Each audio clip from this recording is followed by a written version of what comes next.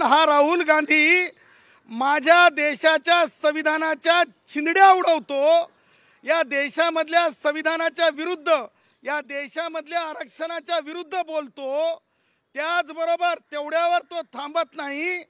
तर या भारताच्या अविभाज्य भाग असलेल्या अखंड भारत आम्ही समजतो अशा काश्मीर प्रश्नावर जी महिला जी अतिरेक्यांशी संबंधित आहे, जी इल्हा उमर, या इल्हा उमरला तो भेटतो,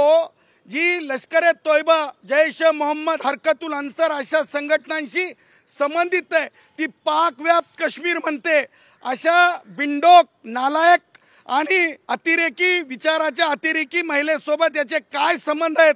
हे विदेशात जाऊन तिच्यासोबत काय चर्चा करतो, मीटिंग करतो, देशाच्या हिताविरुद्ध काय भाष्य करतो, हे अशा अपप्रवृत्तीने आता सुद्धा विदेशात जाऊन, अमेरिकेत जाऊन